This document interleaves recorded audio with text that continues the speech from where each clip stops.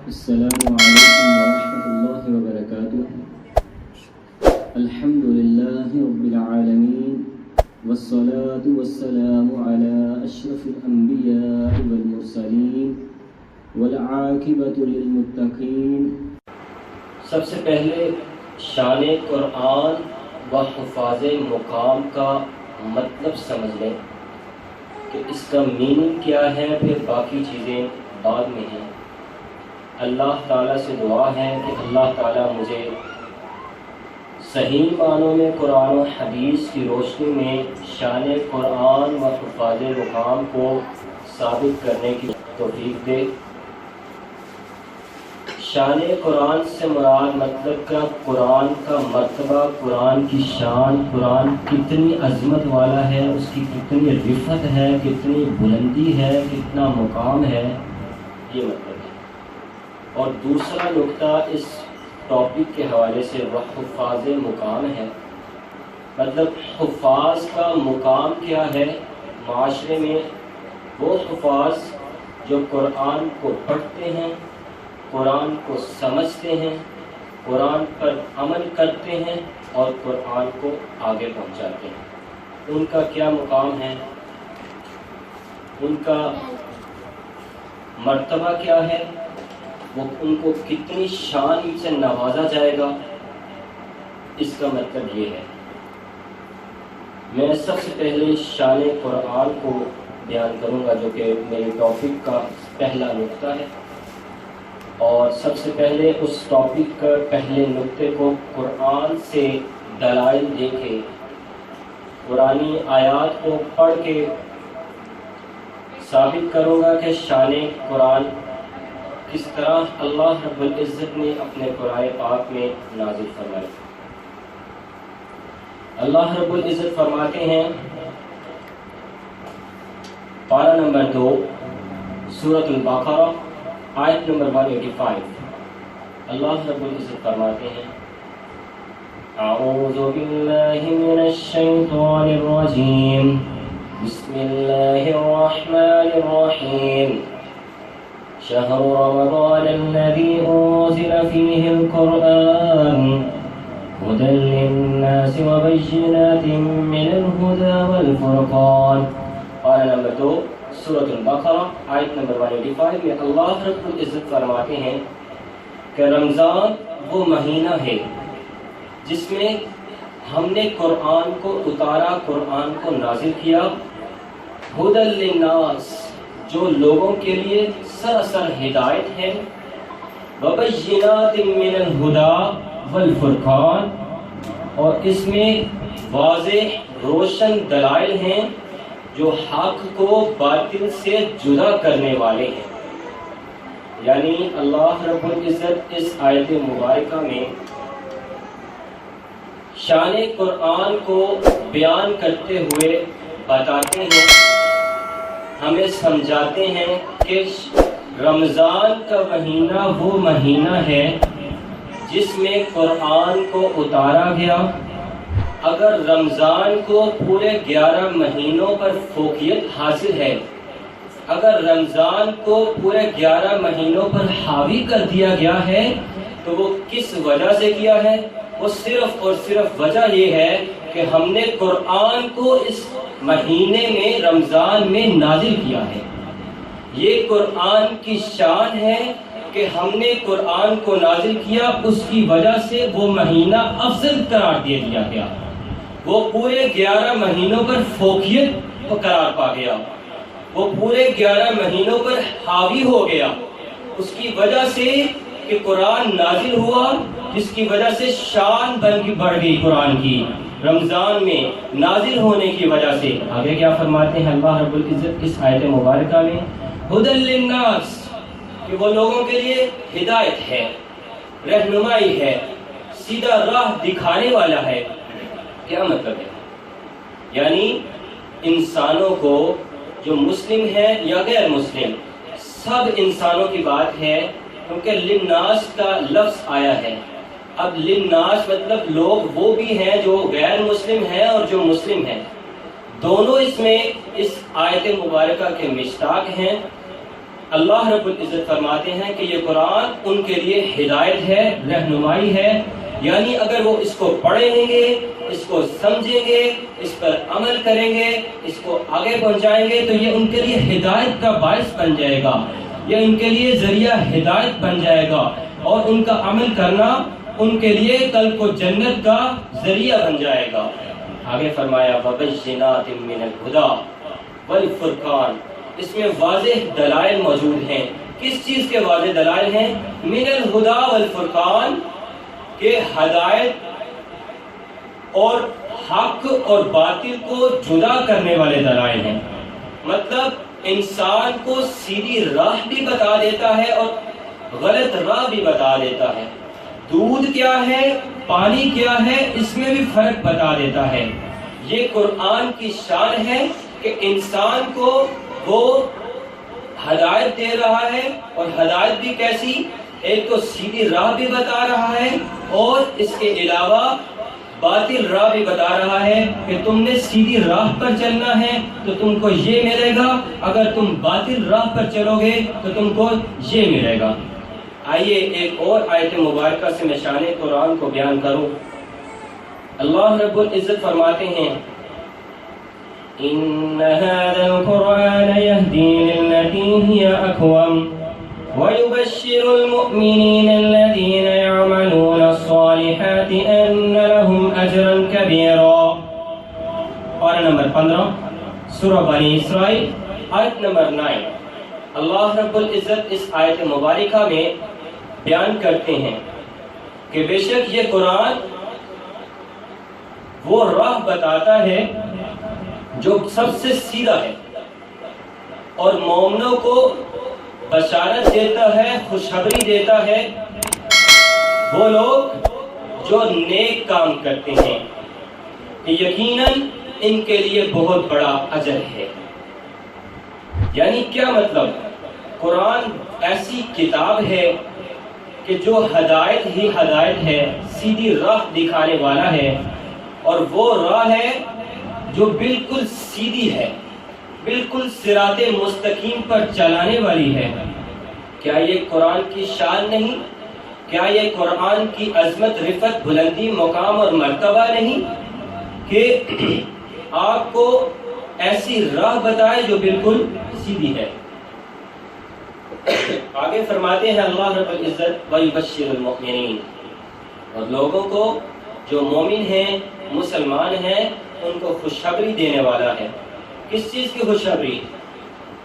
جنت کی خوشخبری دینے والا ہے کہ اگر وہ نیک عمل کریں گے، نیک کام کریں گے تو ان کو اللہ رب العزت کل کو قیامت کے دن جنت سے نواز دیں گے، اور ایسے اجر سے عطا فرمائیں گے، ایسے اجر سے نوازیں گے جو بہت ہی بڑا ہوگا۔ بہت ہی بڑے اجر سے نوازنا، مومنوں کو خوشخبری دینا، اور اس کے ساتھ ساتھ ہدایت دینا، یہ سب قرآن کی شان پر دلالت کرتی ہیں یہ چیزیں۔ آئیے ایک اور آیت مبارکہ سے میں شان قرآن کو بیان کروں۔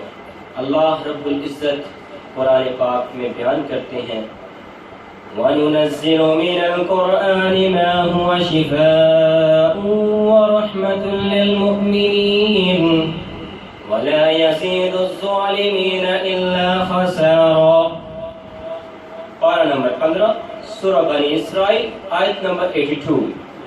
اللہ رب العزت اس آیت مبارکہ میں فرماتے ہیں وَنُنَزِّلُ مِنَ الْقُرْآنِ، اور ہم نے جو بھی قرآن میں سے نازل کیا، ما ہوا شفاء و رحمہ للمؤمنین، وہ مومنوں کے لیے شفا بھی ہے اور رحمت بھی ہے، ولا یزید الظالمین الا خسارا، اور نہیں زیادہ کیا ظالموں کو مگر خسارے۔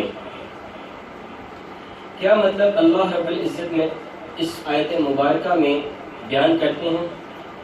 یعنی اللہ رب العزت کہتے ہیں کہ ہم نے جو بھی چیز، جو بھی سورت، جو بھی آیت مبارکہ یا جو بھی قرآن کا لفظ یا حرف کو اتارا ہے، وہ مومن کے لیے، مسلمان کے لیے ایک تو شفا ہے، اور دوسری بات وہ رحمت ہے۔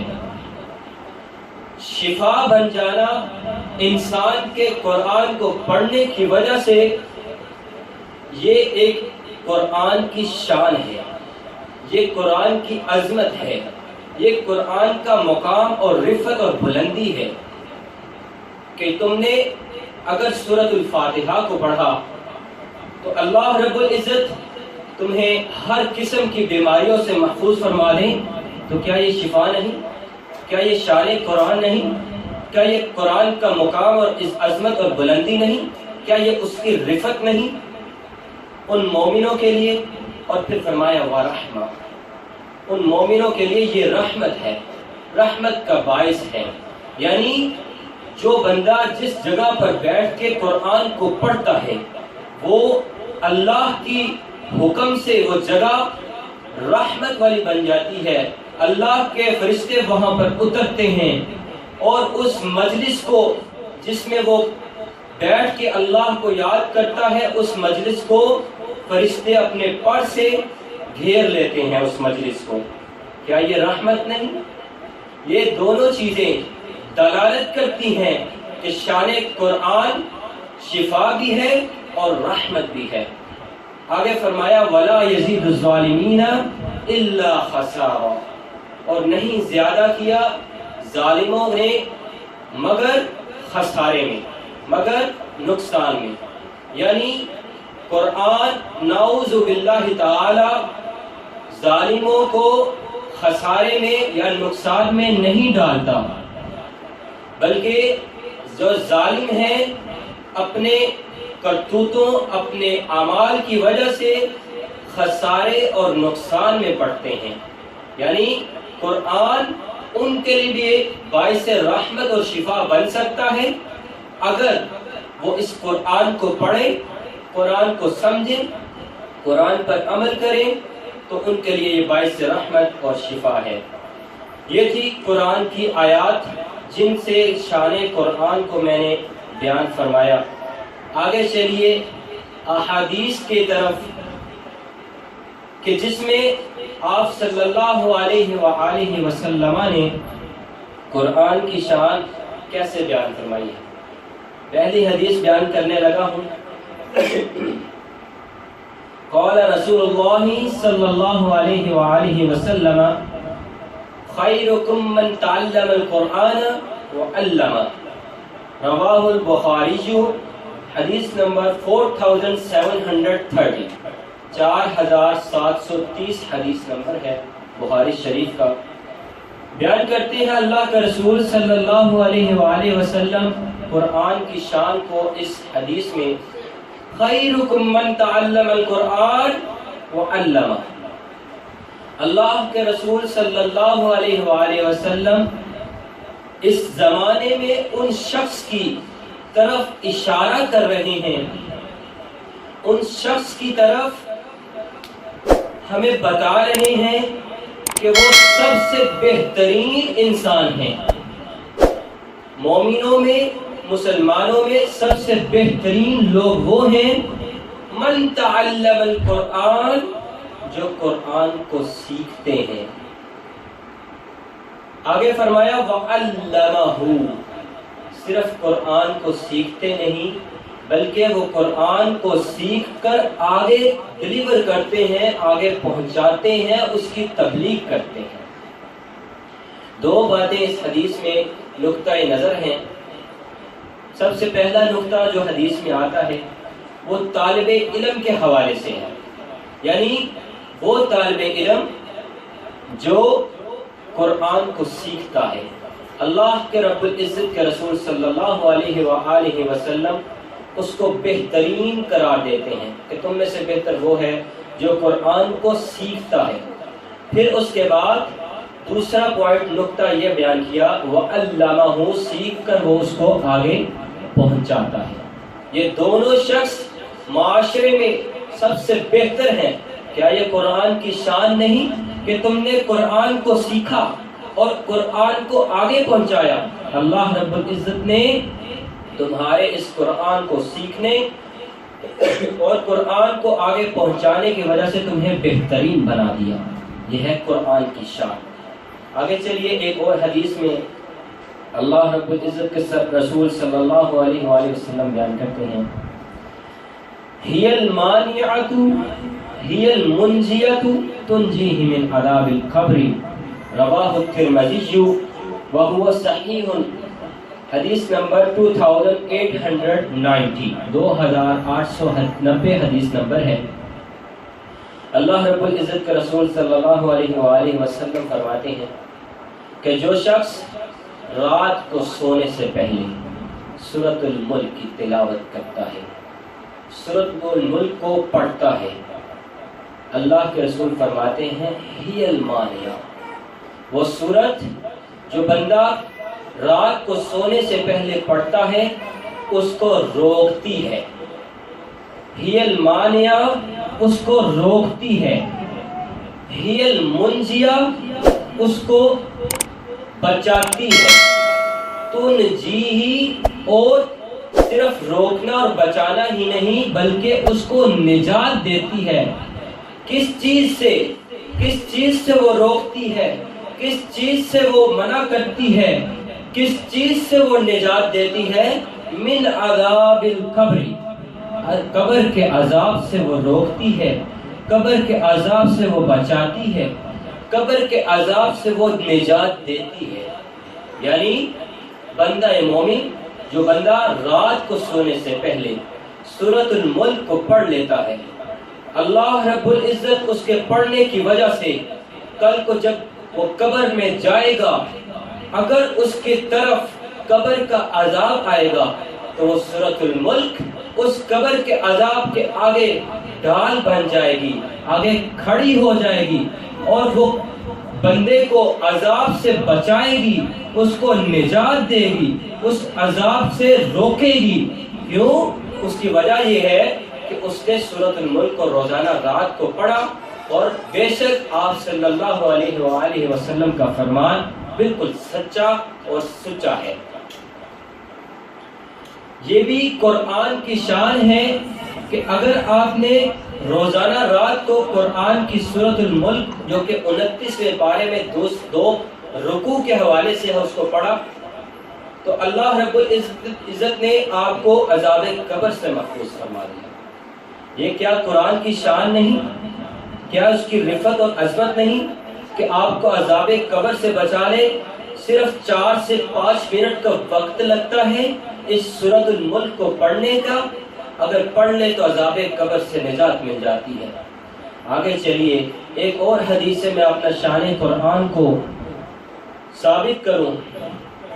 قال رسول اللہ صلی اللہ علیہ وآلہ وسلم من قرأ حرفا من کتاب اللہ فلہ بہ حسنہ والحسنۃ بعشر امثالها لا اقول الف لام میم حرف ولكن الف حرف ولام حرف ومیم حرف، رواہ الترمذی وہو حسن صحیح، حدیث نمبر 2910، 2910 حدیث نمبر ہے۔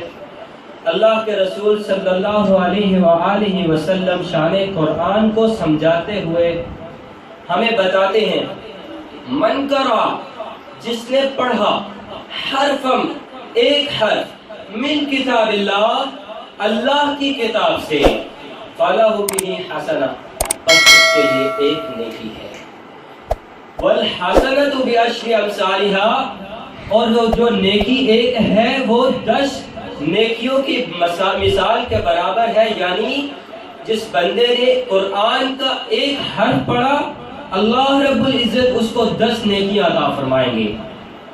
آگے فرمایا لا اقول الف لام میم، آپ سے صرف فرماتے ہیں کہ میں نہیں کہتا الف لام میم ایک حرف ہے، ولیکن اور لیکن الف حرف، الف ایک الگ حرف ہے، لام حرف، لام ایک الگ حرف ہے، ومیم حرف اور میم ایک الگ حرف ہے۔ یعنی جس نے الف لام میم پڑھا اللہ رب العزت اس کو 30 نیکیوں سے نواز دیں گے۔ کیا یہ قرآن کی شان نہیں؟ کیا یہ قرآن کی عظمت اور رفعت اور مقام اور مرتبہ اور بلندی نہیں؟ یہ مقام اور عظمت پر دلالت کرتی ہے کہ اللہ رب العزت تمہارے صرف 3 حرف پڑھنے کی وجہ سے اللہ رب العزت تم کو 30 نیکیاں عطا فرما دیتے ہیں۔ ابھی آپ نے عریض کی زبان مبارک سے قرآن مجید کی انفارمیشن کو سنا، معلومات قرآن لی۔ اس میں کیا تھا کہ قرآن کے حروف کتنے ہیں؟ 3,23,671۔ ایک اندازے کے مطابق 3,23,671 ہیں۔ ذرا اس کو 10 سے ملٹیپلائی کر کے دیکھیں، بتائیے کتنا ثواب ملے گا؟ 10 سے ملٹیپلائی کر کے 32,36,710 نیکیاں بنتی ہیں۔ اور یہ جو نیکیاں ہیں 32,36,710، یہ جو نیکیاں ہیں یہ عام دنوں کی نیکیاں ہیں۔ عام دنوں سے مراد کیا ہے؟ مطلب رمضان سے ہٹ کے جو بندہ قرآن کو باقی 11 مہینوں میں پڑھتا ہے اس کو 32 لاکھ یعنی اس سے بھی زیادہ نیکیاں مل جاتی ہیں۔ اللہ رب العزت پورے قرآن پڑھنے کی وجہ سے دوسرے مہینوں میں اس کے نامہ اعمال میں اتنی نیکیاں لکھ دیتے ہیں، اور جو قرآن میں اجر ملتا ہے وہ تو 70 گنا، اور اگر اللہ چاہے تو اس سے بھی بڑھ کر عطا کر دے۔ تو پھر بات کروڑوں میں نہ چلی گئی؟ کیا یہ قرآن کی شان نہیں کہ تم نے قرآن کو پڑھا، رمضان میں پڑھا اور اس کو سمجھا اور اس پر عمل کیا، اس کو آگے پہنچایا؟ تو کیا اللہ رب العزت تمہارے پڑھنے کی وجہ سے تمہارے نامہ اعمال میں کروڑوں کی نیکیاں لکھ دے؟ یہ قرآن کی شان ہے۔ آئیے ایک اور حدیث میں شان قرآن کو بیان کرتے ہوئے آپ صلی اللہ علیہ وآلہ وسلم نے فرمایا، ان اللہ یرفع بہذا الکتاب اقواما ویضع بہ آخرین، رواہ مسلم۔ حدیث نمبر 2102، 2102 حدیث نمبر ہے صحیح مسلم کا۔ آپ صلی اللہ علیہ وآلہ وسلم فرماتے ہیں، ان اللہ، بے شک اللہ تعالی، یرفع بلند کرتا ہے، بہذا الکتاب، اس کتاب کی وجہ سے، اقواما، بہت سی قوموں کو، ویضع بہ آخرین، اور ذلت اور پستی اور خسارے میں ڈال دیتا ہے کن لوگوں کو؟ جو دوسرے ہیں۔ کیا نعوذ باللہ قرآن ذلت میں ڈالتا ہے؟ نہیں۔ اس حدیث میں اللہ رب العزت کے رسول صلی اللہ علیہ وآلہ وسلم ہمیں کچھ سمجھانا چاہ رہے ہیں۔ 2 نقطے ہیں اس حدیث میں۔ وہ کیا ہے؟ سب سے پہلا نقطہ، یرفع بہذا الکتاب اقواما، اللہ رب العزت ان قوموں کو مقام دیں گے، بلندی دیں گے، مرتبہ دیں گے، شان دیں گے، عظمت دیں گے، رفعت دیں گے ان قوموں کو، بہذا الکتاب، اس کتاب کی وجہ سے۔ یعنی یہ کتاب کون سی ہے؟ قرآن مجید ہے۔ یعنی جو بندہ قرآن کو پڑھتا ہے، قرآن کو سمجھتا ہے، قرآن پر عمل کرتا ہے اور اس کو آگے پہنچاتا ہے، اللہ رب العزت اس کو رفعت اور بلندی سے نواز دیتے ہیں۔ وَيَضَعُ بِهِ آخَرِينَ۔ دوسرا نقطہ کہ اللہ رب العزت اسی قرآن کی وجہ سے ذلت اور رسوائی اور مقدر ان کا لکھ دیتے ہیں۔ کیوں؟ اس کی وجہ یہ ہے کہ وہ قرآن کو نہیں پڑھتے۔ یہ مطلب نہیں کہ قرآن نے ان کو ذلت اور رسوائی میں ڈال دیا، بلکہ یہ مطلب ہے کہ تمہاری کرتوتوں، تمہارے اعمال کی وجہ سے اللہ رب العزت نے تم کو ذلت اور رسوائی میں ڈالا۔ اسی حدیث کی تشریح اقبال فرماتے ہیں اپنے شعر میں، وہ زمانے میں معزز تھے مسلمان ہو کر، وہ زمانے میں معزز تھے مسلمان ہو کر، ہم خوار ہوئے تارک قرآن ہو کر۔ یعنی ایک وہ زمانہ تھا جس میں مسلمان بہت ہی رفعت اور بلندی کے مقام پر تھے۔ اس وقت ایک وقت ایسا تھا جس وقت پوری دنیا پر مسلمانوں کا غلبہ تھا، پوری مسلمانوں کی دنیا تھی، مطلب دنیا پر حکومت کر رہے تھے۔ اس وقت وہ زمانے میں معزز تھے۔ آج اگر ہم خوار ہوئے ہیں تو وہ صرف اور صرف تارک قرآن کی وجہ سے ہیں، مطلب قرآن کو چھوڑنے کی وجہ سے ہیں، قرآن کو نہ پڑھنے کی وجہ سے ہیں۔ کیا یہ قرآن کی شان نہیں کہ آپ نے قرآن کو پڑھا اور اللہ رب العزت آپ کو رفعت اور مرتبہ اور بلندی عطا فرما رہے ہیں؟ آئیے آگے چلیے، ایک اور حدیث سے میں شان قرآن کو ثابت کروں۔ ابو سعید خدری رضی اللہ تعالی عنہ اپنے ماں جائے بھائی کو، قتادہ بن نعمان ان کا نام ہے، ان کو رات کو دیکھتے ہیں کہ وہ رات کو سورۃ الاخلاص کی قل هو اللہ احد کی بار بار تلاوت کر رہے ہیں۔ وہ شخص جو ابو سعید خدری رضی اللہ تعالی عنہ ہیں، کہتے ہیں کہ میں صبح کو آپ صلی اللہ علیہ وآلہ وسلم کے پاس جاتا ہوں اور ان سے یہ واقعہ بیان کرتا ہوں کہ میں نے اپنے ماں جائے بھائی کو یعنی قتادہ بن نعمان رضی اللہ تعالی عنہ کو رات کو سورۃ الاخلاص کی قل هو اللہ احد کو بار بار پڑھتے ہوئے تلاوت کرتے ہوئے دیکھا۔ گویا کہ انہوں نے سمجھا کہ اس کو پڑھنا کوئی بڑا اجر کی بات نہیں ہے۔ آپ صلی اللہ علیہ وآلہ وسلم کو فرماتے ہیں قسم ہے پروردگار کی کہ جس کے ہاتھ میں میری محمد صلی اللہ علیہ وآلہ وسلم کی جان مبارک ہے، یہ سورت تہائی قرآن کے برابر ہے۔ یعنی جو شخص سورۃ الاخلاص کو ایک مرتبہ پڑھ لیتا ہے، زیادہ نہیں، جسٹ ایک مرتبہ، صرف 2 منٹ لگتے ہیں، 2 منٹ سے بھی کم وقت لگتا ہوگا، سورۃ الاخلاص کو پڑھ لیتا ہے، اللہ رب العزت اس کو تہائی قرآن کے برابر ثواب عطا کر دیتے ہیں۔ تہائی قرآن سے مراد کیا ہے؟ قرآن کے 3 حصے ہیں، ایک حصہ 10 پاروں کے برابر، دوسرا حصہ 20 پاروں کے برابر، تیسرا حصہ 30 پاروں کے برابر۔ یعنی جو بندہ 3 مرتبہ سورۃ الاخلاص کو پڑھ لیتا ہے، اللہ رب العزت اس کے نامہ اعمال میں پورے قرآن کا ثواب لکھ دیتے ہیں۔ ابھی میں نے آپ کو کروڑوں کی نیکیاں گنوائی ہیں جو کہ آپ کے نامہ اعمال میں لکھی جائیں گی۔ اگر جسٹ آپ 3 مرتبہ قرآن پاک کی جسٹ یہ ایک چھوٹی سی سورت ہے سورۃ الاخلاص کو پڑھ لیتے ہیں، تو کیا یہ قرآن کی شان نہیں، قرآن کی عظمت نہیں کہ آپ نے جسٹ ایک چھوٹی سی سورت کو سورۃ الاخلاص کو 3 مرتبہ پڑھا، اللہ رب العزت آپ کے نامہ اعمال میں پورے قرآن کا ثواب عطا کر دیتے ہیں۔ آگے چلیے، ایک واقعہ میں آپ کے سامنے رکھنا چاہوں گا جو کہ صحابی رسول کا ہے صلی اللہ علیہ وآلہ وسلم۔ جو حدیث میں نے بھی بیان کی ہے قل هو اللہ احد کی، وہ بھی حدیث بخاری شریف میں موجود ہے اور اس کا حدیث نمبر 4718 ہے، 4718 ہے۔ اور جو اب حدیث بیان کرنے لگا وہ بھی بخاری شریف میں موجود ہے، اس کا حدیث نمبر 4722 ہے، 4722 نمبر حدیث ہے۔ واقعہ صحابی ہے، اسید رضی اللہ تعالی صحابی کا نام ہے، وہ رات کو سورۃ البقرہ کی تلاوت کر رہے ہیں اور ان کا گھوڑا پاس ہی بندھا ہوا ہوتا ہے۔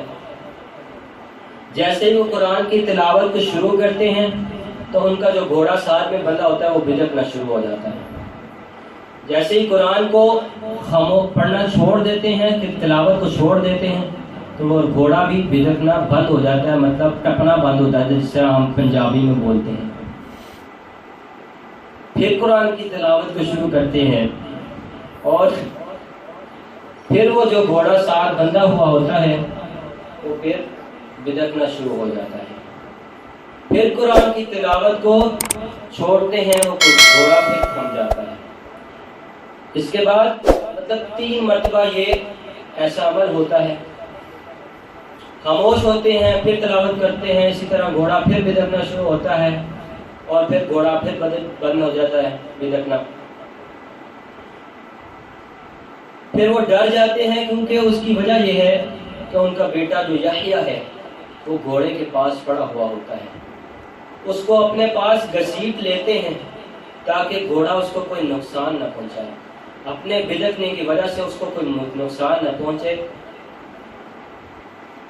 اسی طرح اپنے پاس گھسیٹنے کے بعد اسید رضی اللہ تعالی عنہ آسمان کی طرف رخ فرماتے ہیں، آسمان کی طرف دیکھتے ہیں۔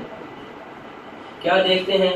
ایک سائبان کی طرح، بادلوں کی چھتریوں کی طرح کوئی نور ان کو روشنی میں نظر آتی ہے۔ صبح کو آپ صلی اللہ علیہ وآلہ وسلم کے پاس جا کر یہ سارا واقعہ بیان کرتے ہیں کہ میرے ساتھ رات کو یہ واقعہ پیش آیا، میں نے سورۃ البقرہ کی تلاوت کی اور میرے ساتھ یہ ہوا۔ آپ صلی اللہ علیہ وسلم فرماتے ہیں کہ تو جانتا ہے یہ کیا واقعہ تھا؟ کیا تو جانتا ہے؟ آپ صحابی رسول نے کہا کہ نہیں، میں نہیں جانتا۔ آپ صلی اللہ علیہ وآلہ وسلم فرماتے ہیں کہ یہ وہ فرشتے تھے جو تمہاری قرآن کی تلاوت کو سننے کے لیے آسمان سے زمین پر آ رہے تھے، اتر رہے تھے۔ یعنی یہ قرآن کی شان ہے کہ ایک وہ نوری مخلوق ہے جو بالکل بھی گناہ نہیں کرتی، اور ایک ہم انسان ہیں جو ہر وقت گناہ کرتے ہیں۔ اگر وہ قرآن کی صحیح معنوں میں تلاوت کرتا ہے تو اس کی تلاوت کو سننے کے لیے اللہ رب العزت آسمان سے فرشتے نازل فرما دیتے ہیں۔ کیا یہ قرآن کی شان نہیں؟ یہ قرآن کی شان پر دلالت کرتی ہے کہ فرشتے اس کی تلاوت کو سننے کے لیے آسمان سے زمین کی طرف اترے۔ وقت اجازت نہیں دیتا، یہ جو ٹاپک ہے بہت ہی کثیر ہے، بہت ہی لمبا ہے۔ اس کو بیان کرنے کے لیے راتیں ختم ہو جائیں تو یہ تب بھی مکمل نہیں ہوتا۔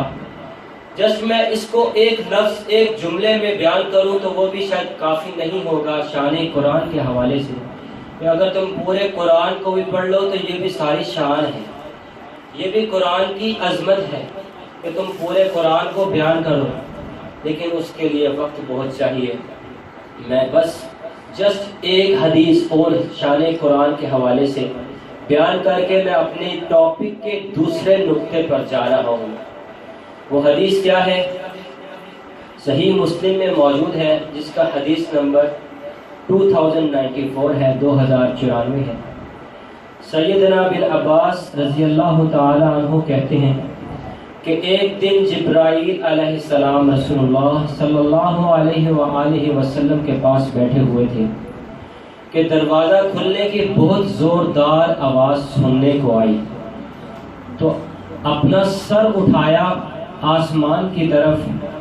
جبرائیل علیہ السلام کہتے ہیں کہ یہ آسمان کا ایک دروازہ ہے جو آج کھلا ہے، آج سے پہلے کبھی نہیں کھلا، اور جو فرشتہ آج زمین پر اتر رہا ہے وہ آج سے پہلے کبھی زمین پر نہیں اترا، اور جو دو نور آپ کے لیے تحفے میں لا رہا ہے وہ نور آپ صلی اللہ علیہ وآلہ وسلم سے پہلے کبھی کسی انبیاء کو نہیں دیے۔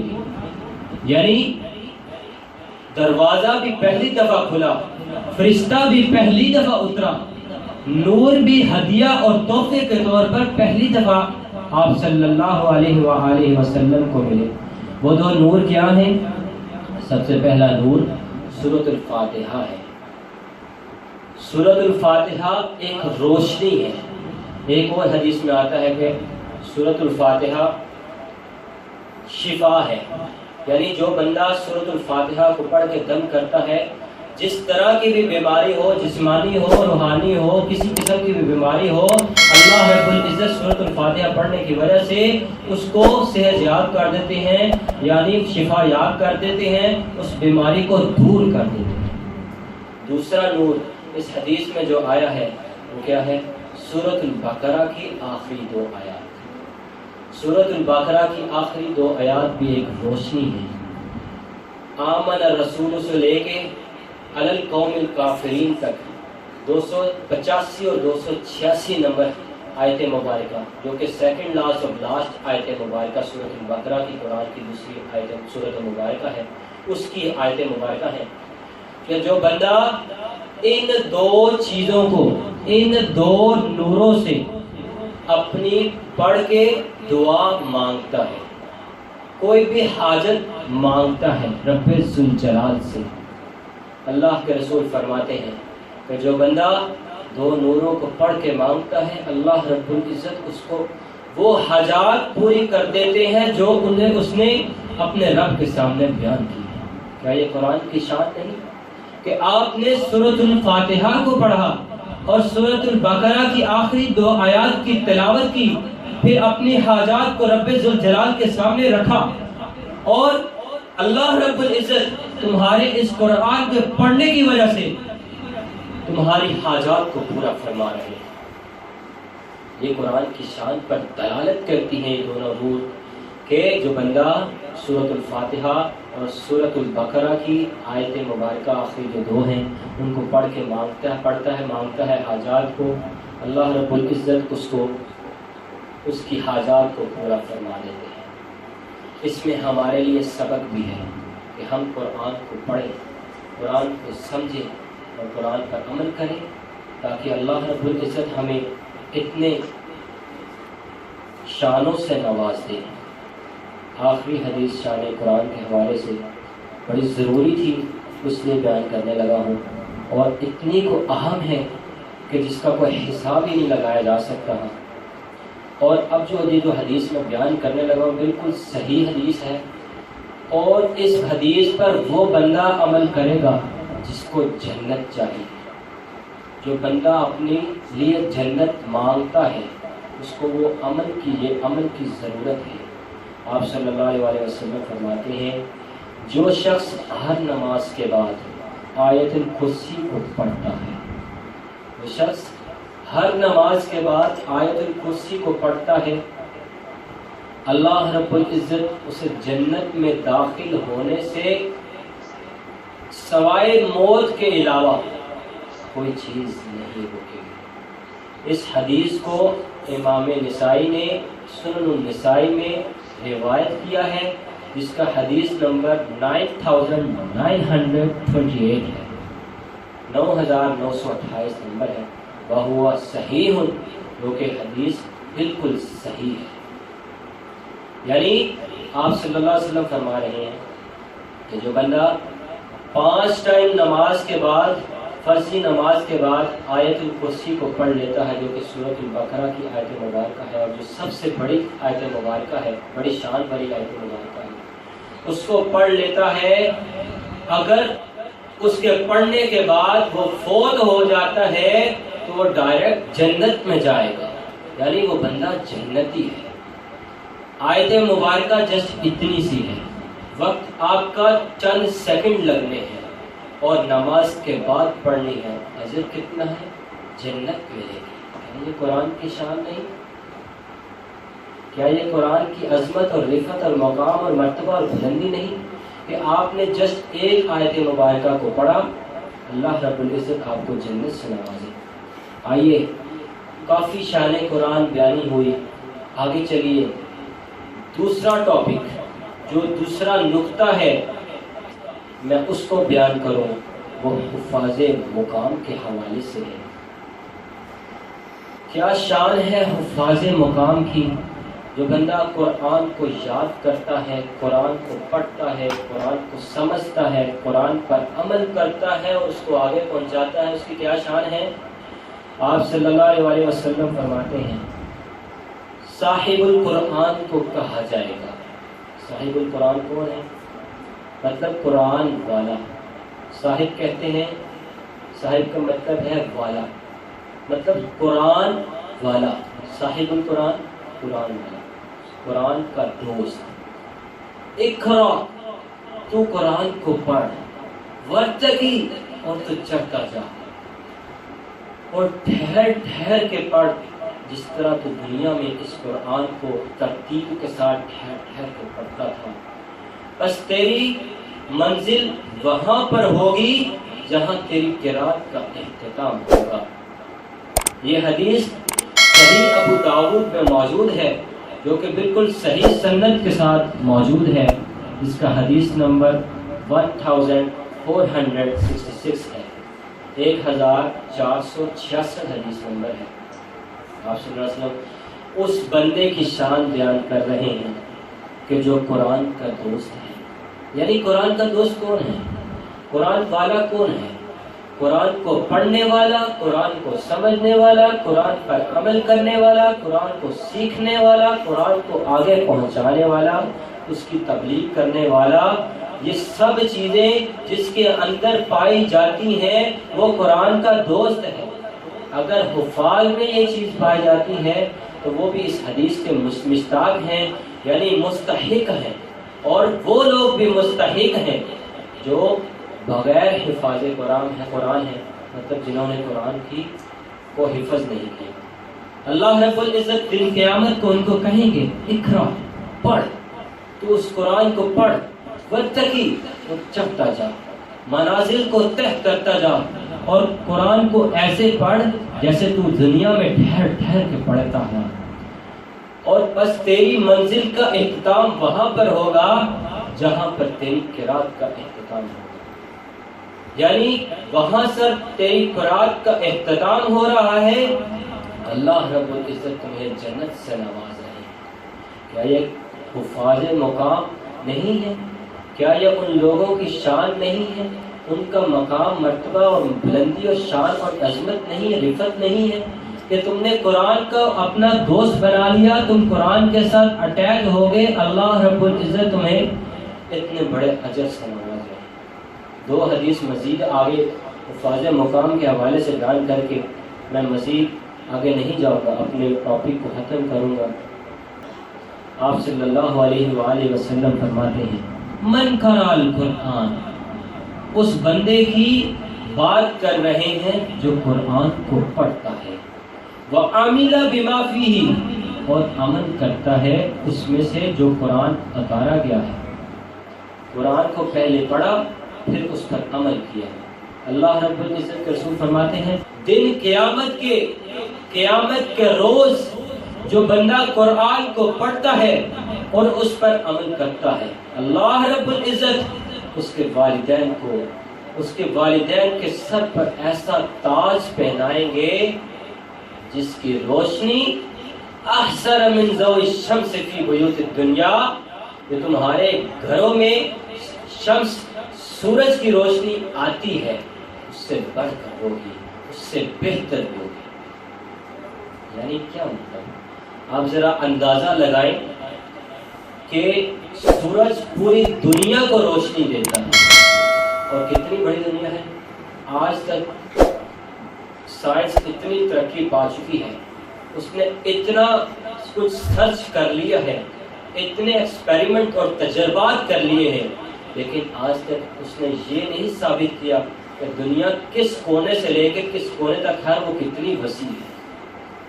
اس دنیا میں، پوری دنیا میں سورج ہے، روشنی پھیلاتا ہے، مطلب اتنی زیادہ روشنی۔ اور وہ تاج جس قرآن جو بندہ پڑھتا ہے اور اس پر عمل کرتا ہے، اللہ رب العزت اس کے والدین کو دن قیامت کے وہ تاج پہنائیں گے، اور وہ تاج ایسا ہوگا جس کی روشنی اس سورج سے بھی بڑھ کر ہوگی۔ کیا یہ قرآن حفاظ مقام کی شان نہیں؟ کیا ان لوگوں کی شان نہیں جو قرآن کو پڑھتے ہیں اور اس کو سمجھتے ہیں اور اس پر عمل کرتے ہیں؟ اللہ رب العزت اس دن جب قیامت کا دن ہوگا ان کے والدین کو تاج پہنائیں گے، اور دوسرے لوگ رشک کریں گے، رشک بھری نگاہوں سے ان کو دیکھیں گے کہ آخر یہ کون لوگ ہیں جن کو ایسا تاج پہنایا گیا ہے جس کی روشنی بہت ہی زیادہ ہے۔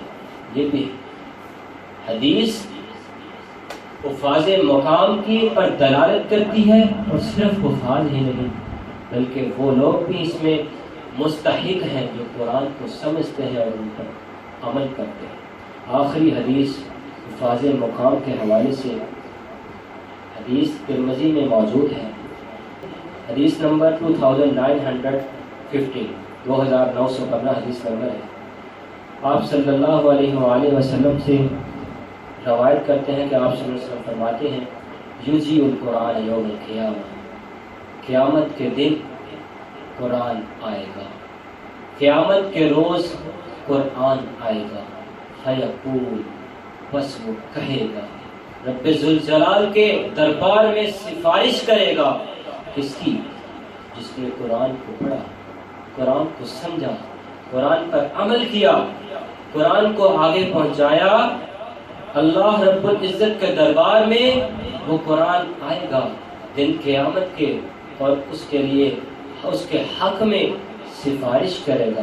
کیا کہے گا؟ یا ربی، اے میرے رب، یا ربی، اے میرے رب۔ اس کو پہنائیے، ایسا تاج پہنا دیجیے جو عزت والا ہے، کریم ہے، اس بندے کو ایسا تاج پہنا دیجیے۔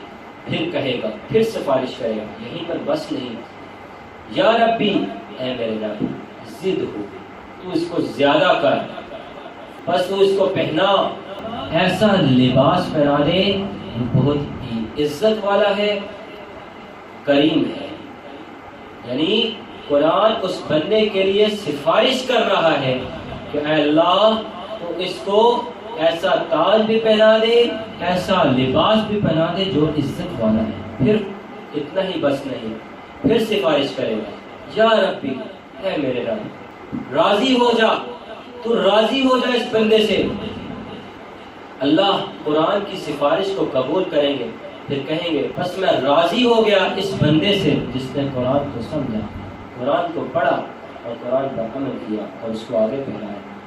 یہیں پر بس نہیں، پھر ایک اور سفارش کرے گا، کہے گا تو قرآن کو پڑھ اور تو زیادہ کر، بکل آیت حسنہ، ہر آیت کے بدلے نیکی عطا فرما دے۔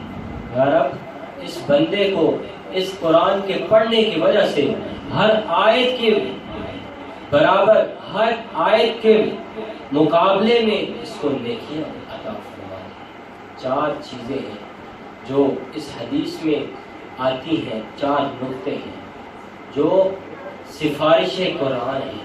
پہلی، عزت والا تاج، دوسری، عزت والا لباس، تیسری، اس سے راضی ہو جائے، چوتھی، اس کو ایسی نیکی عطا کر دے جو کہ مقابلہ ہے رکھتی ہوں اس کی آیات سے۔ اللہ رب العزت سے دعا ہے کہ اللہ رب العزت ہم سب کو قرآن کو سمجھنے، قرآن کو پڑھنے، قرآن پر عمل کرنے اور اس کو آگے پہنچانے کی توفیق عطا فرمائے۔